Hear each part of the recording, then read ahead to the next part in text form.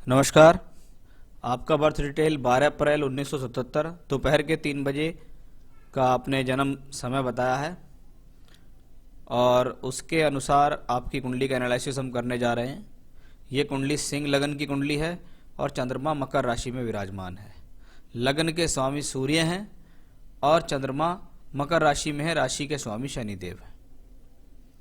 लगन सूर्य का लगन है और स्थिर राशि का लगन होता है। ये रॉयल साइन का लगन होता है, यानी ऐसे व्यक्ति को जीवन में बहुत ज़्यादा देखा गया है कि वो एक अच्छे और उच्च स्तरीय काम करने की बहुत ज़्यादा इच्छाएं उनके जीवन में होती हैं। यानी निम्न स्तर का काम ना करना, किसी के अंडर काम ना करना या किसी के अंदर दबे बसे काम ना करना। व्यक्ति कहीं ना कहीं अपने मन का खुद राजा होता है। वो ये चाहता है कि मेरे ऊपर कोई रूल ना करे, मेरे ऊपर कोई कंट्रोल ना करे। तो ऐसे इन लोगों का स्वभाव होता है, अपनी मौज में अपनी मस्ती में जीने वाले ऐसे लोग बहुत ज़्यादा देखे गए हैं। खुश मिजाज होते हैं लेकिन कुछ मूडी, कुछ स्वार्थी, कुछ अहंकारी स्वभाव के होते हैं। लगन यहाँ सिंह लगन है क्योंकि ये वर्गोत्तम है, तो ये आयु के लिए, स्वास्थ्य के लिए अच्छा माना जाता है। लगन के ऊपर जो प्रभाव है वो मंगल का प्रभाव है, योग कारक मंगल। मंगल जैसा प्लेनेट एग्रेसिव भी होता है तो एनर्जेटिक भी होता है। ये मंगल आपको जीवन में एनर्जी देता है। आपके मन में जो बात है आप बिल्कुल साफ बोल देते हैं। मन के अंदर किसी प्रकार का कोई दाग, कोई धब्बा या कह सकते हैं मन के अंदर कोई कालापन व्यक्ति के नहीं होता। जो है सामने है, बिल्कुल मुंह पे बोल देने वाला व्यक्ति होता है। मंगल जब 7th हाउस में हो तो ये मांगलिक दोष बनाता है और मांगलिक दोष को हमेशा से देखा जाता है कहीं ना कहीं ये वैवाहिक जीवन के लिए अच्छा संकेत नहीं होता है। खास तौर पे सप्तम में बैठा हुआ मंगल वाणी के द्वारा हस्बैंड वाइफ के बीच में वैचारिक मतभेद देता है। यानी दोनों के बीच में मतभेद हो सकते हैं, आपसी बोलचाल के मतभेद। मंगल योग कारक है, 4थे और 9वें घर का मालिक है। यानी मंगल की दशा अंतरदशा आपको जीवन में सुख साधन देगी, भूमि जमीन जायदाद का सुख देगी, वाहन का सुख देगी, भाग्य का आपको लाभ मिलेगा। आपकी राशि का मालिक चंद्रमा है जो कि 6ठे घर में बैठा हुआ और 6ठे घर के मालिक शनि से एक्सचेंज करता है। यानी जीवन में चंद्रमा और शनि आपके जीवन में कोई बहुत बड़ा परिवर्तन देने में सक्षम है, स्थान परिवर्तन देने में सक्षम है, हेल्थ इश्यूज देने में सक्षम है, टेंशन्स देने में सक्षम है। चंद्रमा क्योंकि यहाँ मकर राशि में है और मकर राशि वालों को 7.5 का दूसरा चरण चल रहा है।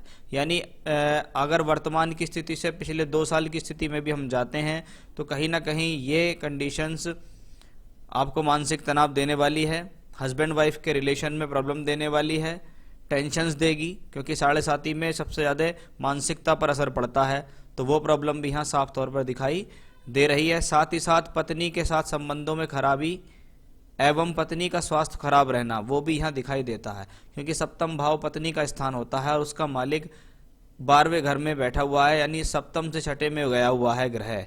ये एक अच्छी स्थिति नहीं होती है। बात करेंगे बृहस्पति। बृहस्पति को 10वें घर में बहुत अच्छा ग्रह कहा गया। 10म भाव में अगर बृहस्पति हो तो व्यक्ति जीवन में जो एफर्ट्स कर रहा है, जो मेहनत वो कर रहा है, उसका उसको रिजल्ट मिलता है। सदकर्म करता है, खराब और गलत कर्म व्यक्ति नहीं करता। अच्छे और सात्विक कर्मों करते हुए ईमानदारी से जीवन में पैसा कमाता है।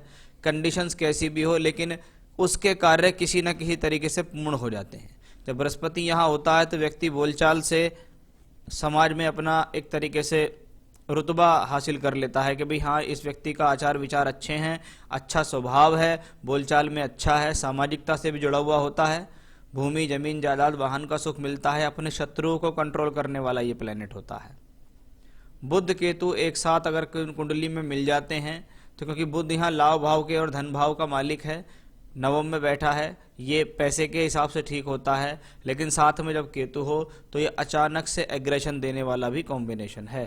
आपको बहुत तेजी गति से क्रोध दे सकता है ये प्लेनेट क्योंकि बृहस्पति यहाँ पंचमेश होकर 10म में बैठा है।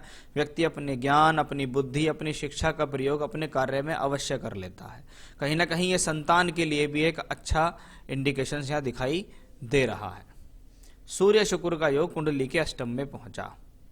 शुक्र को विवाह का कारक कहते हैं लेकिन शुक्र यहाँ उच्च का ग्रह है और यहाँ 10म भाव से राशि परिवर्तन करता है।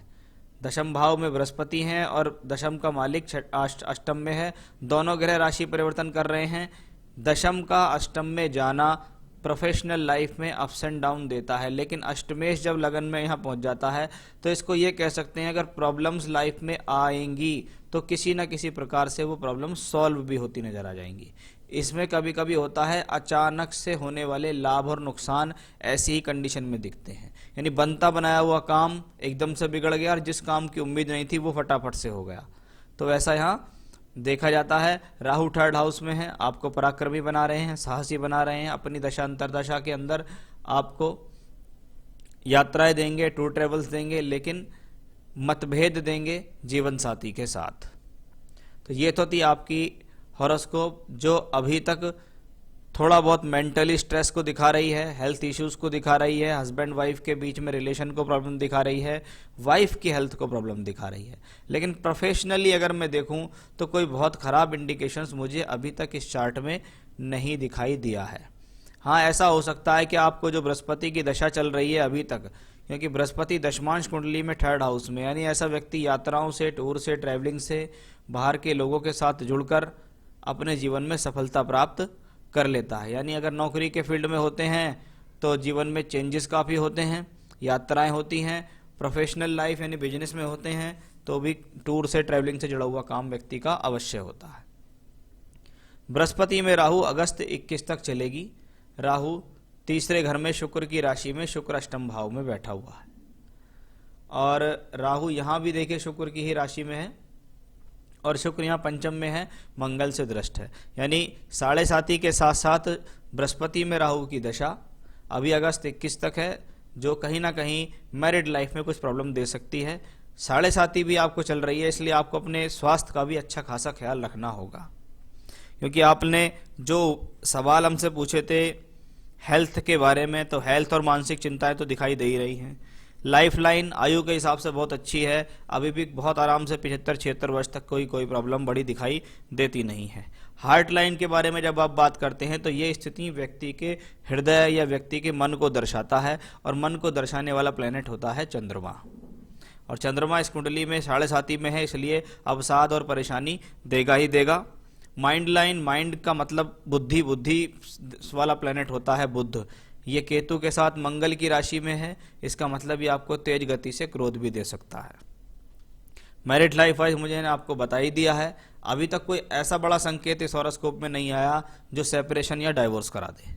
अब बात मैं करूंगा आपसे 29 अगस्त 2021 के बाद की। 29 अगस्त 21 से शनि की महादशा आपको आने वाली है। शनि कुंडली में 6-7 का मालिक होकर 12वें घर में और 12वें के मालिक चंद्रमा से एक्सचेंज करता है, यानी आने वाले शनि की दशा आपके जीवन में हेल्थ को लेकर ज़्यादा अच्छी नहीं दिखाई देती, एक बात। दूसरा, हस्बैंड वाइफ के रिलेशंस के लिए भी अच्छी नहीं है, उसको आपको बहुत ज़्यादा संजोकर संभाल कर चलना होगा। तीसरी बात इसमें यह है, क्योंकि ये हॉरोस्कोप अभी तक मुझे नौकरी की तरफ ज़्यादा अच्छी दिखाई दे रही है, यानी ऐसे व्यक्ति जीवन में बिजनेस से ज़्यादा नौकरी में ज़्यादा अच्छी सफलता प्राप्त करते हैं, ऐसा मैंने बहुत चार्ट्स में देखा है। लेकिन इसका मतलब ये नहीं है कि ये बिजनेस नहीं कर सकते हैं, लेकिन मेरी सलाह व्यक्ति को यही रहेगी कि ये अगर नौकरी के क्षेत्र में रहें तो ज़्यादा बेहतर इनके लिए रहेगा। अब शनि की दशा इनको आ रही है, शनि यहाँ भी 6-7 का मालिक होकर 12वें घर में है, यहाँ भी 6-7 का मालिक होकर चौथे घर में बैठा है, मंगल से दृष्ट है। तो घर की सुख शांति भंग ना हो, उसका बहुत ज़्यादा आपको आने वाले समय में ध्यान रखना होगा। पत्नी के साथ वैचारिक मतभेद, स्वयं के स्वास्थ्य को लेकर, पत्नी के स्वास्थ्य को लेकर, दोनों तरीके से चिंताएं आगामी समय में दिखती हैं। प्रोफेशनल लाइफ कुछ हार्ड हो सकती है, यानी आपका किसी नौकरी में कोई परिवर्तन होना, कोई तबादला होना, उसके लिए ज़्यादा भागदौड़ करना वो दिखता है, क्योंकि दशमांश कुंडली प्रोफेशनल लाइफ के लिए देखते हैं। वहाँ पे शनि अष्टम भाव में अष्टमेश के साथ है। जब अष्टम भाव में कोई प्लेनेट बैठे और उसकी दशांतर दशा आ जाए तो इसको कहते हैं आए दिन काम में नई समस्या आना। काम वाली जगह पे मन नहीं लग रहा है, या काम वाली जगह पे अच्छा नहीं महसूस हो रहा, मज़ा नहीं आ रहा, स्टाफ के साथ कुछ ना कुछ प्रॉब्लम हो रही है, कोई ना कोई नई समस्या रोजाना खड़ी हो रही है, वो स्थितियाँ अभी आने वाले समय में दिखती हैं। इसलिए कोई भी बड़ा इन्वेस्टमेंट करने से पहले आपको ध्यान रखना होगा, क्योंकि शनि की दृष्टि यहाँ धन भाव पर भी है। इसका मतलब सोच समझ के इन्वेस्टमेंट आपको करना होगा, नहीं तो नुकसान हो जाएगा। दूसरी बात, प्रोफेशनल लाइफ के लिए ये स्थिति ठीक है। अगर आप बिना कोई इंटरफेयर करे या कुछ नया करे आप करते रहेंगे तो काम आपका लगातार चलता ही रहेगा। लेकिन साढ़े साती भी है, शनि की महादशा अंतरदशा भी आने वाली है। तीनों चीज़ एक साथ हैं कि महादशा शनि की, अंतरदशा शनि की, साढ़े साती, तो वो सब चीज़ें आपको प्रॉब्लम में डालेंगी। 2024 तक का समय आपके लिए इन सब चीज़ों को लेकर टिपिकल है। तो अपना बहुत ज़्यादा ध्यान रखना होगा। कुछ उपाय मैं आपको बता रहा हूँ जो आपको करने होंगे। जैसे रोजाना नियम से करो बजरंग बाण का पाठ, सुबह भी करो शाम भी करो। मंगलवार को हनुमान जी के मंदिर जाकर प्रसाद चढ़ाओ। शनिवार की शाम को पीपल पे जाकर सरसों के तेल का दीपक जलाओ। ये 3 चीज तो आपको लगातार करनी ही होंगी। और आप शनिदेव का मंत्र ओम शन शनिश्चराय नमः, इस मंत्र की रोजाना कम से कम 3 माला का जाप आप रोजाना नित्य प्रतिदिन करना शुरू कर दो। यानी बजरंग बाण के पाठ के साथ साथ 3 माला रुद्राक्ष की माला से आप इनको जपना शुरू कर दो और लंबे समय तक उसको करो। एक अच्छा सा पुखराज रतन आप अवश्य धारण कर लीजिए। आपको मेरे पास से अच्छा रतन मिल जाएगा। मैं रिंग बनाकर आपको श्रीलंकन पुखराज की दे दूंगा। उसका मुहूर्त बता दूंगा किस समय किस तरीके से आपको वो पहनना होगा। तो इतना कीजिएगा। आने वाले समय के बारे में जो मैंने बताया है उससे सावधान रहिएगा। और शनि की दशा अभी 2024 के अंत तक आपको परेशान कर सकती है। किस किस वे में परेशान करेगी वो भी मैंने आपको बता दिया है। नमस्कार।